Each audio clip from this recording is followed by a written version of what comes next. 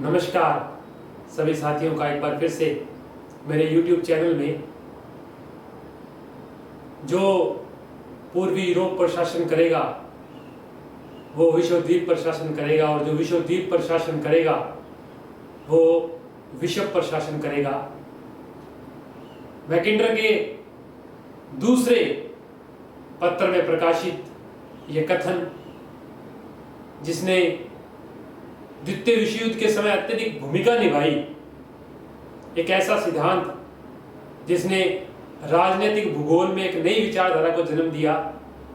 London school of economics से पढ़े हुए ब्रिटिश विद्वान जो कि कार्ल हाउसहोफर और कैजलन से अत्यधिक प्रभावित थे, और 25 जनवरी सन 1904 को जब रॉयल सोसाइटी के समक्ष पहली बार अपना पत्र जो है the geographical pivot of history तथा उसके बाद में डेमोक्रेटिक आइडियल्स एंड रियलिटी, और 1943 में world round and world winning the peace प्रकाशित किया, मैकिंडर ने एक अच्छा सिद्धांत, एक अच्छी थ्योरी, जिसने कि काफी देशों की भू राजनीतिक समस्याओं में योगदान दिया। कुछ आलोचनाएं भी रही मैकिंडर के सिद्धांत की कि जब ये सिद्धांत दिया गया तब रेलवे का विकास हो चुका था, या जिस एरिया पर यह सिद्धांत दिया गया उसको अलग अलग भागों में बांटा मैकिंडर ने।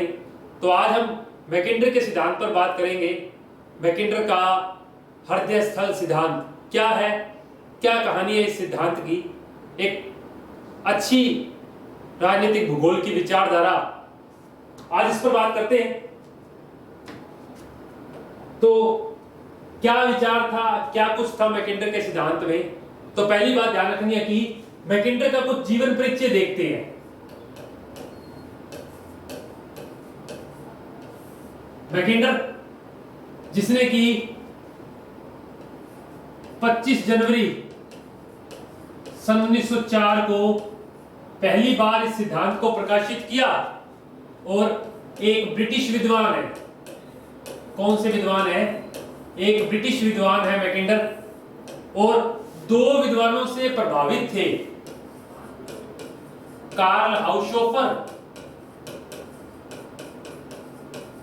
और रुडोल्फ कैजलन।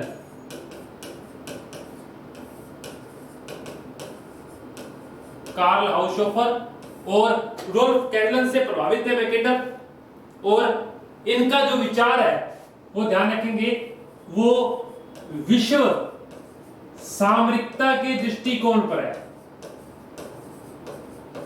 विश्व सामरिकता के दृष्टिकोण पर इन्होंने विचार जो है प्रस्तुत किए, और अपना पहला पत्र, कुल 3 पत्रों में इस सिद्धांत को मैकिंडर ने प्रकाशित किया। पहले सिद्धांत में जो है आधार या धुरी क्षेत्र शब्द का प्रयोग किया, उसके बाद में महाद्वीपीय अर्धचंद्राकार पेटी, फिर बाह्य अर्धचंद्राकार द्वीपीय वृत्त। जब बाद में दूसरी बार सन 1919 में मैकिंडर ने अपना दूसरा पत्र प्रस्तुत किया, उसमें सबसे पहले हृदय स्थल शब्दावली का प्रयोग किया मैकिंडर ने। बाद में फिर 1943 में मैकिंडर ने पुनः अपने विचारों को चेंज किया, उसमें मिडलैंड बेसिन और लीनालैंड जैसे शब्दों का प्रयोग किया। क्या था? कुल 3 पत्र मैकिंडर ने अपने सिद्धांत में प्रकाशित किए। हम तीनों पत्रों की बात करेंगे। पहला पत्र क्या है, दूसरा क्या है और तीसरा क्या है, और इसकी मेन बातें क्या है। पहला पत्र है जियोग्राफिकल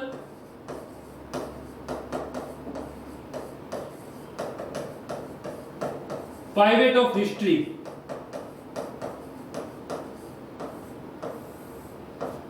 और यह पत्र 25 जनवरी सन 1904 को रॉयल जियोग्राफिकल सोसाइटी के समक्ष प्रस्तुत किया गया।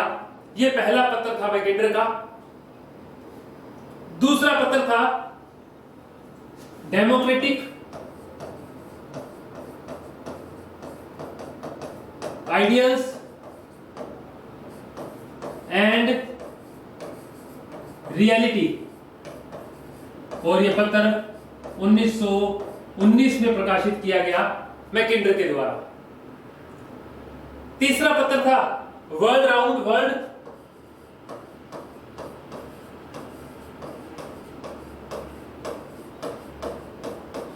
एंड विनिंग द पीस, और यह पत्र 1943 में प्रकाशित किया मैकिंडर ने। लंदन स्कूल ऑफ इकोनॉमिक्स के निर्देशक भी रहे, और हम बात कर चुके हैं कि मैकिंडर दो विद्वानों से प्रभावित थे, कार्ल हाउसहोफर और रुडोल्फ कैजलन। रुडोल्फ कैजलन एक स्वीडिश विद्वान है, जबकि कार्ल हाउसहोफर एक जर्मन विद्वान है। इन दोनों से अत्यधिक प्रभावित रहे मैकिंडर। तो कुल 3 पत्र मैकिंडर ने अपने सिद्धांत में प्रकाशित किए। अब हम एक एक पत्र को उठाएंगे, उसके अंदर इनका क्या क्या विचार रहा उस पर बात करेंगे। अब हम सबसे पहले पत्र पर बात करते हैं, जियोग्राफिकल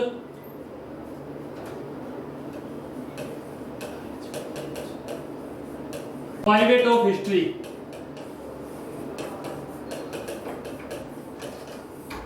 पच्चीस जनवरी सन 1904 को यह पत्र प्रकाशित किया मैकिंडर ने। क्या थी प्रमुख विशेषता, क्या कुछ है? इसने वर्ल्ड के मैप पर सबसे पहले बीच में जो केंद्र बताया वो बताया आधार या धुरी क्षेत्र।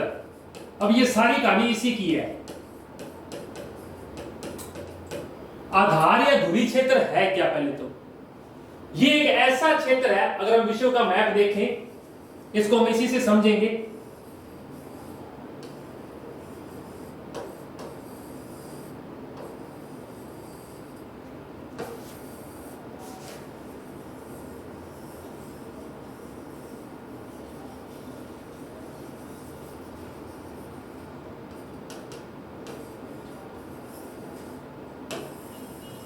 क्या है प्रमुख बातें?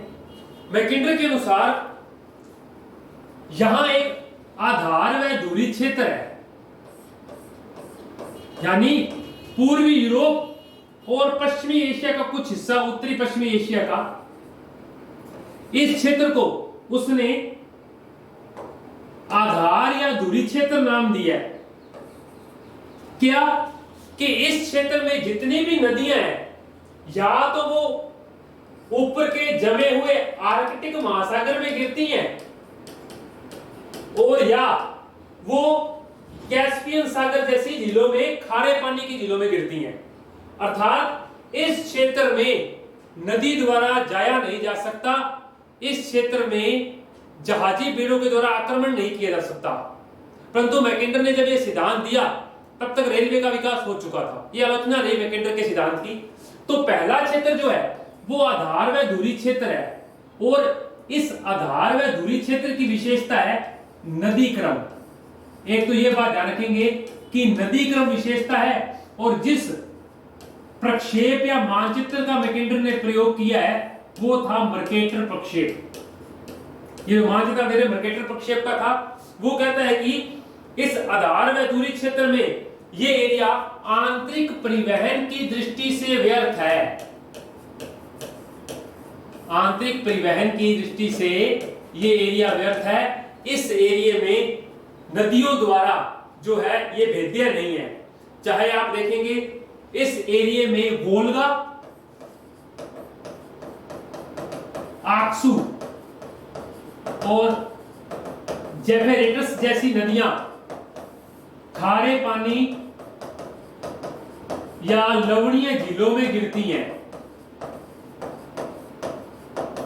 तो वोल्गा, आक्सू और जेफरस जैसी नदियां जो हैं वो खारे पानी की झीलों में गिरती हैं, तथा ओब, येनेसी और लीना नदियां जो हैं वो उत्तर के ठंडे जमे हुए आर्कटिक महासागर में गिरती हैं। उत्तर के ठंडे जमे हुए आर्कटिक महासागर में गिरती हैं।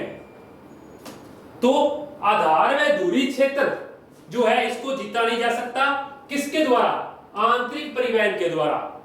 क्योंकि इस एरिया में जितनी भी नदियां हैं या तो वो लवणीय झीलों में गिरती हैं या खारे पानी की झीलों में या उत्तर के जमे हुए आर्कटिक महासागर में गिरती हैं।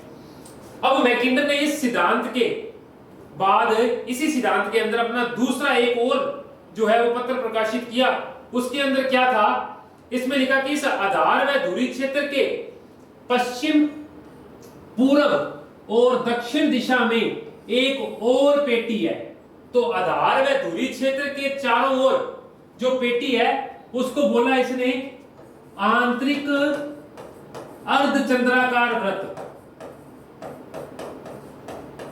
आंतरिक अर्धचंद्राकार वृत्त मैकिंडर ने इसको कहा। इसके अंदर यूरोप। अब इस पेटी की क्या विशेषता थी? ये पेटी आधी तो महाद्वीपीय है और आधी क्या है? महासागरीय है। ध्यान रखेंगे ये आंतरिक अर्धचंद्राकार वृत्त जो है वो अर्ध महाद्वीपीय और अर्ध महासागरीय है।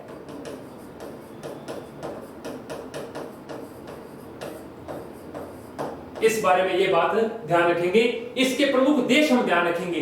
ये पेटी यूरेशिया में स्कैंडिनेविया से लेकर और इधर मंचूरिया और चीन तक फैली हुई है, ये पूरा एरिया। अब इसके बाद एक बाह्य और बात की है। एक है इसके चारों ओर द्वीपीय या बाहरी अर्धचंद्राकार वृत्त। और ये पेटी जो है वो महासागरों के द्वारा जो है आंतरिक अर्धचंद्राकार वृत्त से पृथक की गई है। इसमें जो है संयुक्त राज्य अमेरिका, दक्षिणी अमेरिका के देश, अफ्रीका के देश, ऑस्ट्रेलिया, ये सब शामिल जो है वो इसी पेटी में। अच्छी बात रखेंगे जापान भी बाहरी अर्धचंद्राकार वृत्त में है। जापान भी कौन से वृत्त में है? बाहरी अर्धचंद्राकार वृत्त में है। ये मैकिंडर के सिद्धांत का पहला पत्र था। कितनी पेटियां हैं? 3। पहला क्षेत्र कौन सा है? आधार व धुरी क्षेत्र। इसके किनारों पर स्कैंडिनेविया से लेकर मंचूरिया तक कौन सी पेटी है? आंतरिक अर्धचंद्राकार वृत्त जो कि अर्ध महाद्वीपीय और अर्ध महासागरीय है। तीसरी पेटी है बाहरी अर्धचंद्राकार वृत्त जो कि महासागरों के द्वारा आंतरिक अर्धचंद्राकार पेटी से पृथक है।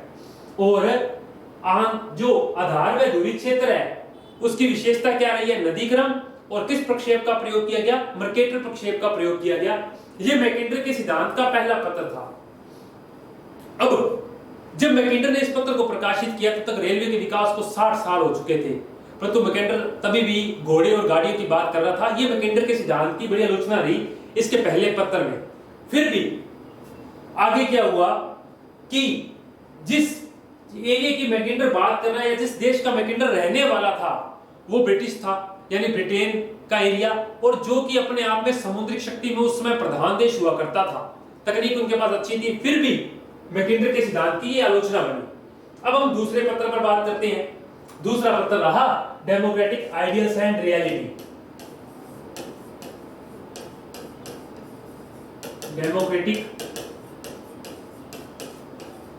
आइडियल्स एंड रियलिटी ये मैकिंडर ने 1919 में प्रकाशित किया।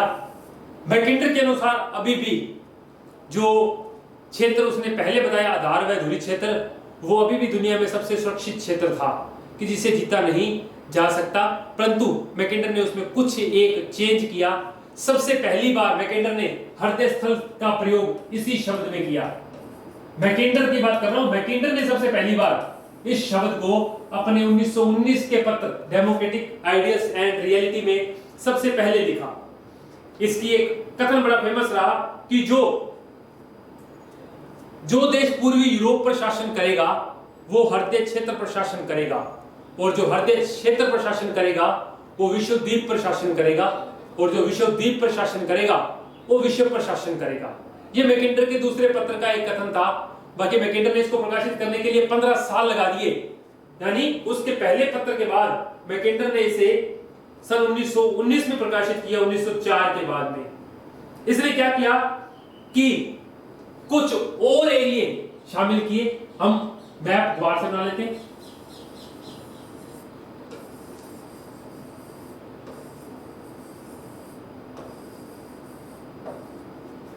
अर्धस्थल सिद्धांत की बात हो रही है मैकेंडर के।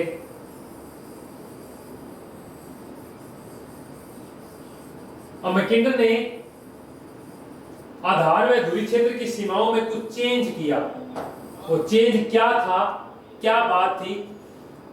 उसने पहले तो हृदय स्थल शब्द का प्रयोग किया और हृदय स्थल शब्द के अंदर एशिया माइनर,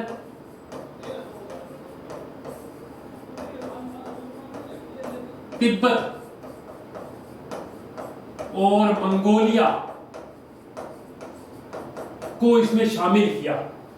हृदय स्थल में उसने 3 एरिया और शामिल किए, मध्य व निचले डेन्यूब के क्षेत्र, एशिया माइनर, तिब्बत व मंगोलिया। ध्यान रखेंगे, पहली बात यह कि ये हृदय स्थल पहले का आधार स्थल वाला एरिया नहीं था। उसके अंदर मैकेंडर ने कुछ और एरिया शामिल करके इसे थोड़ा सा बड़ा भी किया।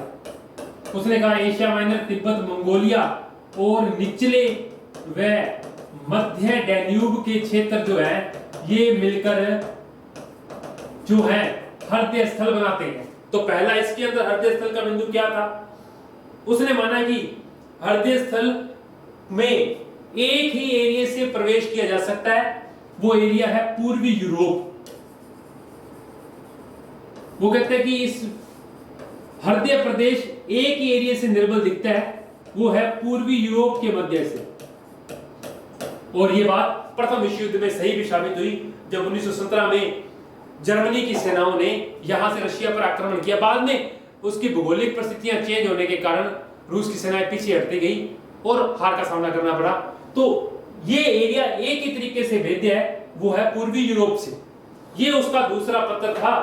अच्छा, यहां उसने कथन में जो बात कही है कि जो लोग पूर्वी यूरोप पर शासन करेंगे, तो यहां आपको पूर्वी यूरोप का मतलब समझना है। पूर्वी यूरोप का मतलब है जर्मनी के स्लाव प्रदेश से, यानी जो जर्मनी के स्लाव प्रदेश पर शासन करेगा वो उस पर शासन करेगा हृदय पर। जो हृदय पर शासन करेगा विश्व द्वीप पर, और जो विश्व द्वीप पर शासन करेगा वो विश्व पर नियंत्रित करेगा। यहां विश्व द्वीप की जो बात आ रही है वो आंतरिक अर्धचंद्राकार वृत्त की बात आ रही है। ठीक है, तो पहले जो पूर्वी यूरोप पर शासन करेगा यानी स्लाव प्रदेश पर, वो हृदय पर करेगा। जो हृदय पर करेगा वो विश्व द्वीप पर करेगा, और जो विश्व द्वीप पर शासन करेगा वो पूरे विश्व पर शासन करेगा। ये मैकेंडर के दूसरे पत्र का कथन था। अब ये मैकेंडर के तीसरे पत्र पर बात करते हैं। 1943 में मैकेंडर ने हर्टलैंड की सीमाओं को फिर से चेंज किया। क्या था? पत्र का नाम था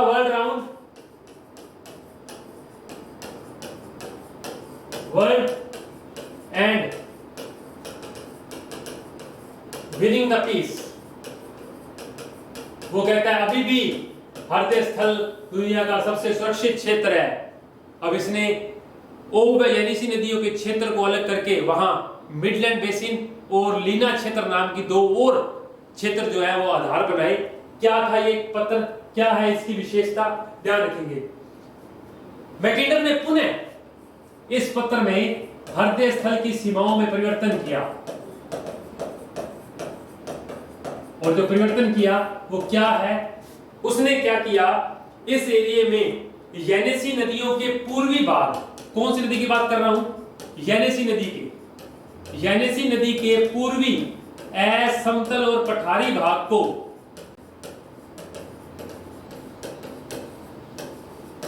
हर्टलैंड से अलग कर दिया, और इस क्षेत्र को हर्टलैंड से अलग कर इसे नाम दिया लीना क्षेत्र।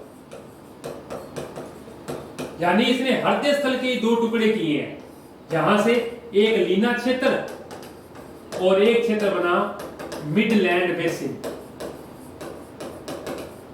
ये तीसरे पत्र में मैकेंडर ने ये किया, और उसने कहा ये अभी भी स्थित है। अब इसने क्या किया, इसके अंदर मिडलैंड बेसिन में सहारा का मरुस्थल, तिब्बत, एशिया माइनर, मंगोलिया, ये सब एरिया और इसमें शामिल कर दिए ईरान, इराक को भी मैकेंडर ने इस पत्र में मिडलैंड बेसिन में शामिल किया। ठीक है, तो ध्यान रखेंगे। अब ईरान, इराक, सहारा मरुस्थल, ये सब भी इसके साथ शामिल कर दिए गए मैकेंडर के अनुसार। चलिए, और उसने एक बात कही कि मानसून एशिया और आर्कटिक जो क्षेत्र हैं, ये दोनों क्षेत्र भविष्य के क्षेत्र हैं।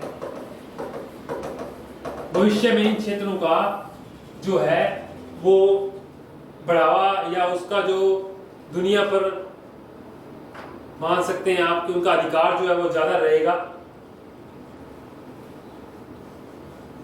पहली बात, ये मैकेंडर का एक सामान्य सिद्धांत था। अब कुछ और बातें, आलोचना क्या रही मैकेंडर के सिद्धांत की। हम पहले भी बात करते हैं कि रेलवे के विकास को 60 साल हो चुके थे, परंतु मैकेंडर अभी तक घोड़ा गाड़ी पर ही पड़ा था।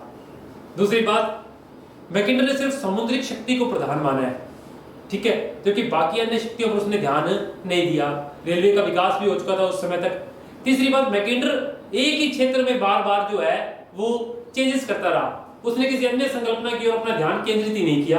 ये भी मैकेंडर के सिद्धांत की बड़ी आलोचना रही कि वो पूर्वी यूरोप और उत्तरी पश्चिमी एशिया के आसपास ही घूमता रहा, जबकि अन्य क्षेत्र पर उसका ध्यान नहीं गया। अब हॉटलैंड में अधिकांशतः रूस का हिस्सा था और वो तकनीकी दृष्टि से समृद्ध भी था, परंतु इसके बाद अमेरिका ने रूस के चारों ओर अपने जो है वो केंद्र बनाने शुरू कर दिए, जिससे कि काफी कुछ विचार जो है वो दुनिया में बदले। अब आर्कटिक महासागर, जो कि मैकेंडर कहता है कि जमा हुआ है या जहां जल परिवहन नहीं हो सकता, परंतु वायु शक्ति के विकास के बाद में यह क्षेत्र भेद्य हो चुका था। इसकी इतनी सामरिक दृष्टि से महत्व जो है वो इतना नहीं रहा था जितना मैकेंडर ने अपने पत्रों में प्रस्तुत किया। यानी इस क्षेत्र की जो है सामरिकता घटती ही जा रही थी। वर्तमान में इतनी अधिक दूरी वाले हथियारों का प्रयोग किया जा रहा है कि कोई भी क्षेत्र दुनिया में बचा हुआ नहीं है। यहां भी मैकेंडर की आलोचना हुई कि आप टारगेट से जो है किसी भी देश पर हमला कर सकते हैं, इसमें भी मैकेंडर मात खाया यहां भी। अब मैकेंडर के अनुसार अर्धचंद्राकार व्रत इतना ज्यादा मजबूत नहीं है, परंतु फिर भी चीन एक शक्तिशाली देश बनकर उभरा, जो कि अपनी सामरिकता के हिसाब से पश्चिमी भाग में पर्वत है, पूर्वी भाग में समुद्र है, एक घिरा हुआ एरिया है, तो उसकी महत्वता भी काफी तौर पर अब वर्तमान में बढ़ रही है। यह मैकेंडर के सिद्धांत की कुल आलोचना रही। क्या थी मैकेंडर की थ्योरी, क्या बात थी, हम सब पर बात कर चुके हैं। धन्यवाद। अगली क्लास में किसी और बिंदु पर बात करेंगे। तब तक के लिए चैनल को जरूर लाइक और सब्सक्राइब और शेयर करेंगे। थैंक्स।